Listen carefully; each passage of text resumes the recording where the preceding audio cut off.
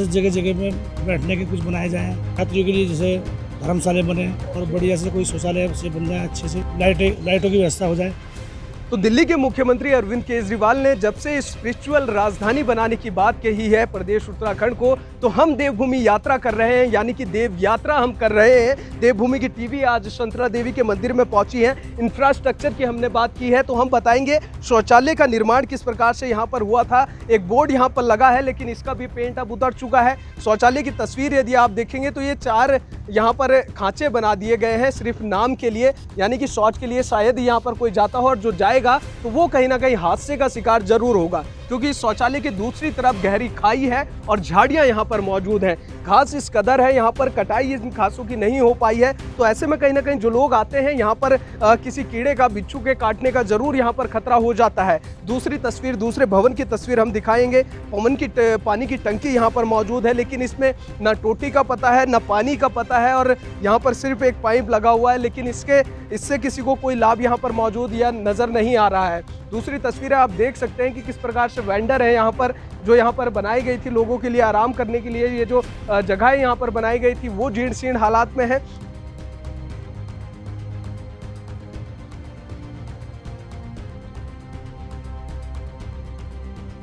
तो काफ़ी दूर चलने के बाद और काफ़ी चढ़ाई चढ़ने के बाद एक जगह हमको यहाँ पर मिली है। अभी मंदिर कुछ दूर है, लेकिन यहाँ पर एक विश्राम जो है स्थल बनाया गया है। ये विश्राम स्थल कैसा है और कितनी यहाँ पर व्यवस्थाएं हैं वो देख लेते हैं, क्योंकि जब श्रद्धालु यहाँ पर आते होंगे और बड़ी मात्रा में आते होंगे और इतनी लंबी चढ़ाई जो सिर्फ पैदल का रास्ता है, गाड़ी यहाँ पर नहीं आ सकती है, किसी प्रकार का कोई रोपवे यहाँ पर नहीं बनाया गया है, तो ऐसे में थकान जरूर लोगों को लगती होगी। एक कुआं यहाँ पर मौजूद है, एक बाल्टी यहाँ पर मौजूद है और इसके अलावा यहाँ पर कोई नहीं है। जो स्ट्रक्चर है उसकी हालत यहाँ पर देख सकते हैं कि किस प्रकार से यहाँ पर जल भरा हुआ होगा, पानी भरा होगा, या बरसात से बचाने के लिए इसको कोई व्यवस्था नहीं होगी, तो जिसकी वजह से ये दीवारें कमजोर हो गई हैं, काला यहाँ पर पड़ गया है, काई जम गई है, यानी कि जीर्ण शीर्ण हालात में ये पूरा स्थल यहाँ पर पाया गया है। एक कुआं यहाँ पर बनाया गया है, इसके अंदर शायद पानी हो, लेकिन हमको नहीं पता इसमें पानी होगा या नहीं होगा, या फिर इसमें पानी निकाला जाता भी है या नहीं निकाला जाता है। एक और सवाल है कि क्या ये पानी पीने योग्य है या नहीं है, क्योंकि इसका ढक्कन ऐसे ही खुला है, ऊपर एक टीन पड़ी हुई है, और जी इस विश्राम स्थल में आप देख सकते हैं कि किस प्रकार से पानी ऊपर तैर रहा है। दीवारों की यदि बात की जाए तो यहाँ पर धार्मिक पोस्टरों के अलावा जो है अभद्रताएं ज्यादा दिखाई देंगी। आप देख सकते हैं किस प्रकार की अभद्रता यहाँ पर दिल बने हुए हैं, यानी कि जो असामाजिक तत्व हैं उन्होंने धार्मिक स्थलों को भी नहीं छोड़ा है। वो लोग यहाँ पर आते हैं, इस मंदिर की प्रॉपर्टी को छेड़ते हैं, यहाँ पर जो है अनाप शनाप चीजें लिखते हैं। आप देख सकते हैं किस प्रकार से इन दीवारों को जो है अभद्र टिप्पणियों से भर दिया है पूरा। तो ऐसे में यानी कि ये एक बड़ा सवाल आ जाता है कि आखिर मंदिर का रखरखाव मजबूत हाथों में नहीं है, या फिर मजबूत संस्था इसका रखरखाव नहीं करती है। हमारी सरकारों ने भी यहाँ पर खूब अनदेखी यहाँ पर दिखाई दे रही है। सिक्योरिटी के नाम पर जीरो पाया गया है अभी तक रास्ते में। दूसरी बात की जाए, जिस प्रकार से ये पैदल रास्ता है, इसकी स्थिति जो है बहुत ही दयनीय इस वक्त हो रखी है। तीसरा बड़ा सवाल है, जिस रोपवे की बार बार बनाने की बात प्रदेश उत्तराखंड में चली आ रही है, वो रोपवे भी यहाँ पर नहीं बनाया। हालांकि बनाया जाता तो ये एक अच्छा पर्यटक स्थल हो सकता था। अब दिल्ली के मुख्यमंत्री कहते हैं कि हम धार्मिक राजधानी इसको बनाएंगे, स्पिरिचुअल स्टेट जो है इसको बनाएंगे, तो ऐसे में कहीं ना कहीं बड़ा सवाल ये हो जाता है कि जिस प्रकार से विकास का मॉडल अभी तक की सरकारों के पास नहीं था, वो दिल्ली की एक सरकार जो विकास के नाम से जानी जाती है वो प्रदेश उत्तराखंड में आती है और वो सबसे पहले ये कहती है कि हम इसको धार्मिक राजधानी बनाएंगे। इसके पीछे की बड़ी वजह यही है कि जो अभी तक की सरकारें हैं उन्होंने सिर्फ धर्म का और आस्था का सहारा लिया है, लेकिन जो हमारे धार्मिक स्थल है वहां पर काम नहीं किया है। और यही बात आज धरातल पर आकर के देवभूमि टीवी के माध्यम से देश के लोगों को पता चल रही है। आप बने रहिए हमारे साथ, देखते रहिए देव यात्रा।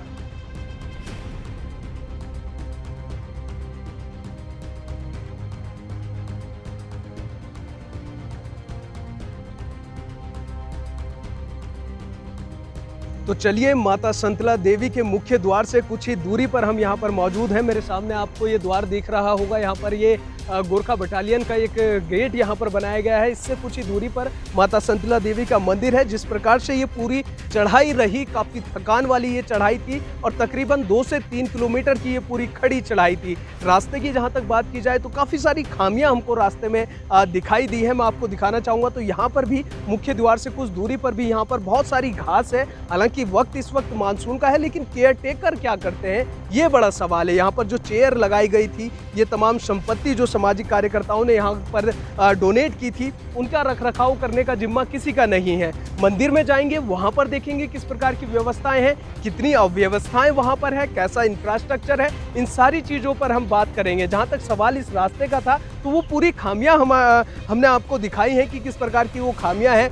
जगह जगह हमको पानी की टंकियां मिली, लेकिन वो सब खराब पड़ी हुई थी। किसी की छत नहीं थी तो किसी में टोटी नहीं थी, यानी कि एक भी टंकी में पानी वहां पर नहीं था। अब इतनी खड़ी चढ़ाई यदि कोई चढ़ता है तो उसको पानी की ज़रूरत होगी, और ऐसे में कहीं ना कोई मोटा व्यक्ति है, किसी को हार्ट की प्रॉब्लम है, तो उसके लिए कहीं ना कहीं सबसे ज़्यादा समस्या यहाँ पर स्वास्थ्य से संबंधित हो सकती है। दूसरा बड़ा सवाल है, इस पूरे रास्ते में कोई भी मेडिकल की सुविधाएं यहाँ पर मौजूद नहीं है। यानी कि कोई पर्यटक इस मंदिर में सफ़र करता है या फिर आता है तो कहीं ना कहीं उसको अपने साथ यदि किसी भी प्रकार की बीपी की प्रॉब्लम है, हार्ट की प्रॉब्लम है, तो अपनी दवाइयाँ साथ में लानी होंगी। तीसरा बड़ा सवाल ये है कि रास्ते की कंडीशन इस वक्त काफ़ी ख़राब है। ये रास्ता काफ़ी लंबे समय से मरम्मत नहीं हो पाई है, तो कहीं ना कहीं यहाँ पर जो यात्री चढ़ रहे हैं तो उनको जो है काफ़ी फिसलना, यहाँ से कई बार फिसल सकता है व्यक्ति। काई यहाँ पर जमी हुई है मानसून के कारण। तो ये बड़े सवाल यहाँ पर खड़े कर रहे हैं कि आखिरकार जब रास्ते में इतनी अव्यवस्थाएं हैं तो मंदिर में किस प्रकार की व्यवस्थाएं होंगी। तो आप बने रहिए हमारे साथ, हम मंदिर में चलते हैं, वहाँ पर देखते हैं वहाँ पर क्या कुछ व्यवस्थाएं हैं, कितनी अव्यवस्थाएं हैं और कितने श्रद्धालु हैं। ये बड़ा सवाल है। इतना बड़ा मंदिर है, इतना बड़ा पर्यटक स्थल है, लेकिन यहाँ पर हमको एक भी श्रद्धालु नजर नहीं आया है। गिने चुने लोग हमको रास्ते में मिले हैं, वो भी यहीं के स्थानीय निवासी हैं। तो देखना होगा कि आखिरकार कितना फर्क जो है यहाँ पर आजीविका पर पड़ा है मंदिर परिसर की, और कितने ख्याल जो है जो यहाँ की केयर टेकर है वो इस मंदिर का रखते हैं। आप बने रहिए हमारे साथ, चलिए हमारे साथ आगे बढ़ते हैं।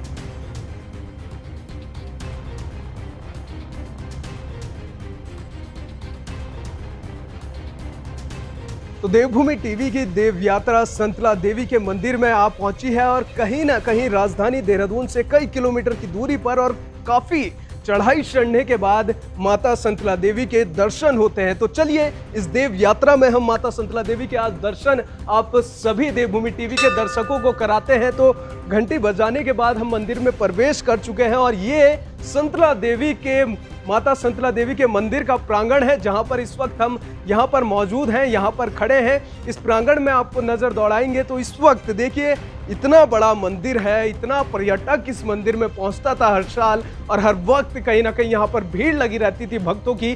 2-2 किलोमीटर की खड़ी चढ़ाई चढ़ने के बाद माता संतला देवी के मंदिर पहुंचते थे, लेकिन कोरोना काल के बाद ये मंदिर सुनसान पड़ा है। एक भी व्यक्ति यहाँ पर नहीं है। 1-2 स्थानीय लोग यहाँ पर मौजूद थे, लेकिन वो भी जल्दीबाजी में दर्शन करके यहाँ से जा चुके हैं।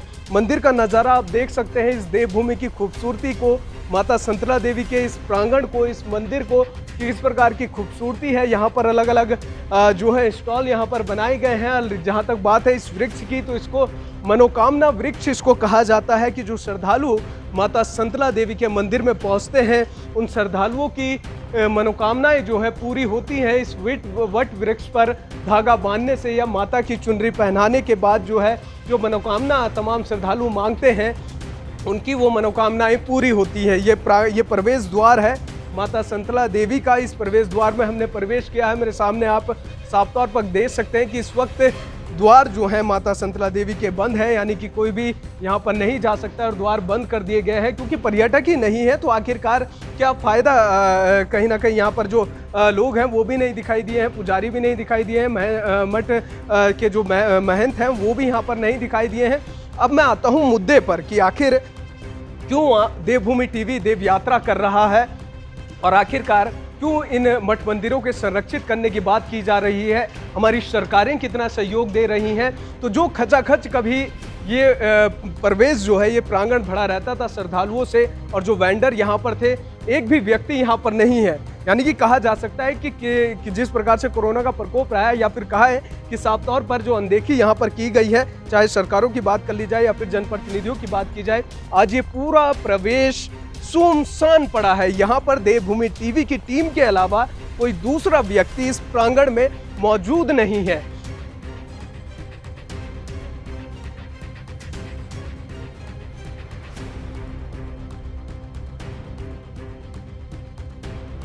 तो आज की हमारी देव यात्रा में वक्त हो चला है समाप्ति का। संतला देवी के मंदिर में हमने ये पूरी देव यात्रा की है। हमने दिखाया है किस प्रकार का इंफ्रास्ट्रक्चर मंदिर का है और किस प्रकार का रास्ता मंदिर का है। यहाँ के वेंडरों से भी हमने बातचीत की है, क्या कुछ उनकी समस्याएं हैं, सरकार से क्या कुछ अपेक्षाएं हैं। दो बातें यहाँ पर सामने साफ तौर पर निकल करके सामने आई है कि कोरोना काल के बाद जिस प्रकार से यात्रा पर फर्क पड़ा है, उससे इन तमाम वेंडरों की आजीविका पर जो है बहुत ज़्यादा फर्क पड़ा है। दूसरी बड़ी बात यहाँ पर यह है इंफ्रास्ट्रक्चर को लेकर के, जो कि काफ़ी जर्जर हालत में हमको मिला है। जिस प्रकार से मानसून लगातार बना हुआ है तो कहीं ना कहीं रास्ता भी काफ़ी खराब है। जो यहाँ के स्थानीय लोग हैं, स्थानीय वेंडर हैं, उनका साफ तौर पर कहना है कि यहाँ पर सरकारें विशेष ध्यान दे और एक अच्छा इंफ्रास्ट्रक्चर यहाँ पर तैयार किया जाए, जो कि ज़रूरत भी है इस पर्यटक स्थल को, इस मंदिर को, कि जो लोग श्रद्धालु आते हैं उनको एक अच्छा इंफ्रास्ट्रक्चर मिले, शौचालय की पूर्ण रूप से व्यवस्थाएं हों, जो मार्ग है, जो चढ़ाई है, वहाँ पर या तो रोपवे बनाए जाए या फिर वहाँ पर लाइट के खंभे भी वहाँ पर जरूरी लगाए जाए। अभी पैदल मार्ग का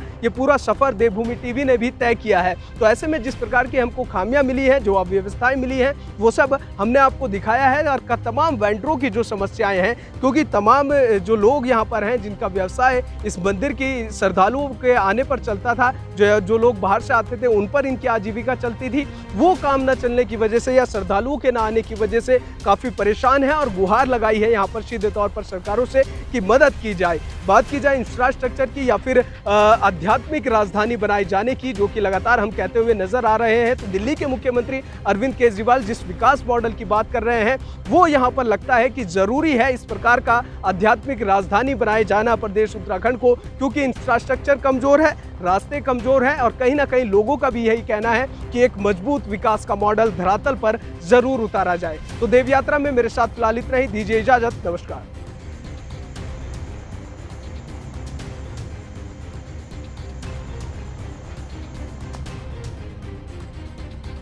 के लिए जो यात्री लोग आते हैं उनके लिए थोड़ा सा सुविधाजनक कोई जैसे जगह जगह में बैठने के कुछ बनाए जाएं और यात्रियों के लिए जैसे धर्मशाला बने और बढ़िया से कोई शौचालय से बन जाए अच्छे से। और ये जो मंदिर का जो रास्ता है यहाँ पे जैसे लाइटों की व्यवस्था हो जाए, तो यही सरकार से प्रार्थना है और क्या है। क्या आपकी क्या अपेक्षाएं रहेंगी, किस प्रकार के वेंडर होने चाहिए? सुविधा तो देखो जी ऐसा है, सुविधा तो ऐसा ना जनता को अच्छी मिलनी चाहिए। क्यों सरकारें तो देखो काम कम करती है, क्यों और मतलब अपनी राजनीति ज़्यादा चमका रही, क्यों मतलब विकास तो कोई हो ही नहीं रहा है। क्यों आजकल तो देखो हर चीज़ महंगाई है, पेट्रोल महंगा है, डीजल महंगा है, मतलब खाद्य सामग्री भी महंगी है। सरकार तो क्या है कि अपने उसमें कमाई के धंधे में लगी हुई है और बाकी जनता का तो बुरा हाल है, आपको मालूम है। आप लोगों की आजीविका तो मंदिर पर निर्भर है। जी अब श्रद्धालु भी नहीं है, मंदिर भी वीरान पड़ा है। मंदिरों की बात करनी जाए तो कितनी चुनौतियां हैं आप लोगों के सामने, सरकार से क्या अपील है? सर ऐसा है कि जब से कोरोना 2 साल से कंटिन्यू, 1 साल से बहुत ही परेशान हो गए हम। कोई रोजी रोटी हमारा जो है श्रद्धालुओं पर ही डिपेंड है। कोई खेती बाड़ी तो है नहीं, मजदूरी वगैरह भी नहीं जल्दी से मिलती, नौकरी पैसे यहाँ पर इस जगह में कोई नहीं है। तो थोड़ा ये है कि श्रद्धालु के थोड़ा दुकान खोले थे, चाउमीन मैगी प्रसाद ये कोल्ड ड्रिंक वगैरह मतलब बिक जाती थी, तो वो भी बंद हो गई। इस टाइम हम बड़े परेशानी में हैं यहाँ पर, और सरकार की तरफ से यहाँ पर कोई ऐसी योजना नहीं है जिससे हम लाभित हो सके आज तक। अभी तक कोई मदद भी सरकारों ने नहीं, अभी तक कोई मदद नहीं हुई। तो कैसे आप लोग मैनेज करते हैं? अब मैनेज क्या करें गुरुजी, बस नमक रोटी में चला रहे गुजारे जैसे, क्या करें। हाँ। अच्छा, अरविंद केजरीवाल जी का नाम सुना है आपने? वो कह रहे हैं कि धार्मिक राजधानी बनाएंगे, जो बाहर के व्यवसायी हैं, मंदिर पर निर्भर रहते हैं, अच्छा स्ट्रक्चर बनाएंगे, उनको भी लाभ होगा। आप लोगों की कैसी उम्मीदें रहेंगी कि हाँ आपका व्यापार ऐसा होना चाहिए, अगर धार्मिक राजधानी बने तो ऐसी बने ताकि आप लोगों को भी सीधे तौर पर लाभ हो? देखो जहाँ तक है धार्मिक राजधानी, जैसे हमारे देवभूमि है, यहाँ पर टूरिस्ट के ऊपर ही निर्भर ही है।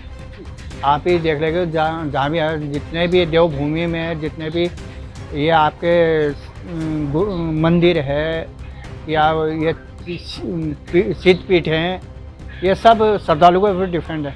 अब श्रद्धालु आए यहाँ पर, उन्हें अच्छी सहायता मिले, उन्हें रहने रहने की हर चीज़ अगर सुविधा मिला तो आएगा। और जैसे हमारे खास करके पहाड़ों में त्रासदी आ ही रही है, कभी भूकंप आना, कभी मतलब ये बरसात में नदी नालों में आ जाना या पहाड़ गिर जाना है, उससे भी लोग बाहर के जो श्रद्धालु आ रहे हैं वो भी डरते हैं कि कहीं यार हमारे साथ कोई नुकसान ना हो जाए। हाँ, लेकिन मंदिर के से वेंडर हैं, कितना व्यापार है, कितनी परेशानियां हैं आपको और सरकार से क्या अपील है? देखो जी, ये माँ संतला देवी का मंदिर है, 150-200 साल पुराना मंदिर है, काफ़ी प्रसिद्ध मंदिर है ये। इसमें देश के कोने कोने से यात्री दर्शन करने के लिए आते हैं और मनोकामना भी पूरी होती है, जो हकीकत इसमें है। और सत्य भी है संतला देवी मंदिर में। जो अभी यहाँ पे हमारा जो हमारे बादल फटे, ये चौथी बार है। पर ये चौथी बार ये है कि संतला देवी की कृपा से जान माल का नुकसान नहीं हुआ। देखो जो बात हकीकत है, मतलब माँ की शक्ति इतनी है कि मतलब जान माल का नुकसान नहीं हुआ और सिर्फ मलबा ही लोगों के गांव तक घुसा। ये चौथी बार मतलब ये बादल फटा। तो हमारे कहने का मतलब ये है कि देखो 2 साल हो गए, 2 साल से लॉकडाउन चला हुआ है और कुछ बीच में पिकनिक स्पॉट वगैरह था यहाँ पे, वो भी बंद हो गया।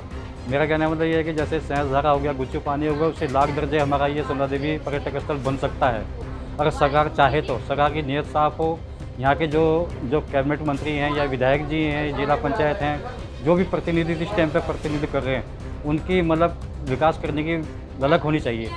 विकास की ललक होगी तो इस गांव को जितने भी बेरोजगार दुकानदार हैं आज बेरोजगारी कगार पे बैठे हुए हैं, तो मतलब उनको रोज़गार मिलेगा। यहाँ पे पार्किंग की व्यवस्था हो सकती है।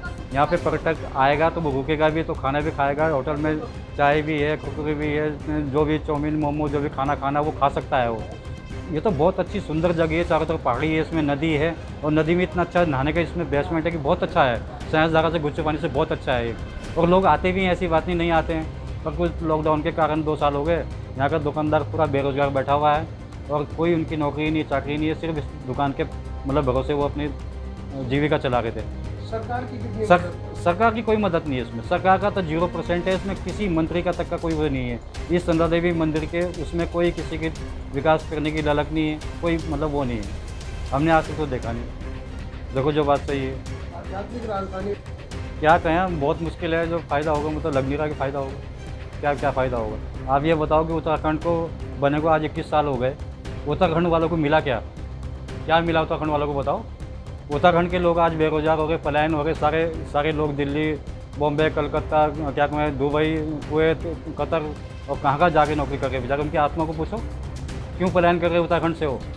जब यहाँ की सरकारें सही होती, यहाँ के जो जिस जिले का जो विधायक है, जिस कॉन्स्टिट्यूंसी का विधायक है, उसको अपने क्षेत्र के बच्चों को लगाना चाहिए था। जो योग्यता बच्चे के अंदर है, चाहे वो 8वीं है, 10वीं है, 12वीं है, BA है, MA है, उस योग्यता के साथ उसको नौकरी देनी चाहिए थी।